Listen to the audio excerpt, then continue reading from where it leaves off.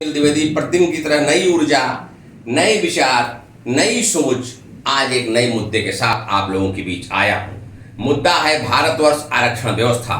जब बाबा साहब ने स्वतः कहा था कि जिसको एक बार आरक्षण लाभ मिल जाए, उसका विकास हो जाए, तो उसकी आने वाली पीढ़ियों को आरक्षण का लाभ नहीं मिलना चाहिए। संविधान में आरक्षण अस्थायी व्यवस्था नहीं है, फिर आरक्षण इतने वर्षों से अनवरत क्यों चल रहा है? क्या सवर्ण अगड़ी जात के लोग देश छोड़कर चले जाएं? बहुत लोग आत्मदाह किए, कोई सरकार इसको नहीं सुनी, नहीं जानी, नहीं समझी, और आज भी आरक्षण लागू है। क्रीमी लेयर लोगों को आरक्षण क्यों दिया जाता है? क्रीमी लेयर लोग, सभी जाति धर्म के जो क्रीमी लेयर लोग हैं, वो आरक्षण अपने आप लेना बंद कर दें, तभी असली जो आरक्षण के लायक हैं, गरीब, हर जात धर्म के, उनको आरक्षण का लाभ मिलेगा। और बाकी आरक्षण तो वैसे अब होना ही नहीं चाहिए। जब अंतिम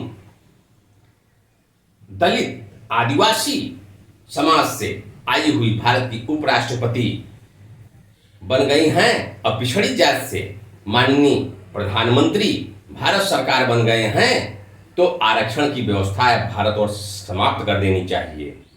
और बाकी आरक्षण का लाभ गरीबों को मिलना चाहिए। अगर सरकार ये सोचती है, आरक्षण के मुद्दे पर बहुत लोग आत्मदाह किए, लेकिन वोट बैंक की राजनीति के कारण किसी सरकार की जू नहीं देंगी। सब आरक्षण समर्थकों के साथ रहे, क्योंकि सवर्ण जाति हमेशा बुद्धिजीवी मानी गई है, समाज को दिशा निर्देश देने वाली मानी गई है, तो इसलिए वो जनसंख्या भी नहीं बढ़ाती।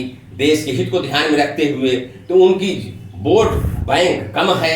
जब वोट बैंक कम है तो सरकारें जो है सवर्णों को दरकिनार कर दी हैं। सवर्णों की स्थिति नौकरी से तो गायब भी हो रहे हैं, राजनीति से भी गायब हो गए हैं। अब उनके पास बचा क्या है? उन सवर्णों की अनदेखी अभी तक की सारी सरकारें की। अब बाबा भीमराव अंबेडकर जी, बाबा साहब, इसके वो सिर्फ 10 वर्ष के लिए आरक्षण संविधान में लिखा था, उसी को कहे थे, उसी को माने थे। उन्होंने कहा था कि इसको एक बार लाभ मिल जाए, दोबारा उसको लाभ लेने की कोई जरूरत नहीं है। तो आरक्षण व्यवस्था को नियमतः समाप्त कर देना चाहिए। अगर आरक्षण सरकार लाना ही चाहती है तो सिर्फ गरीबों को आरक्षण दे। धन्यवाद।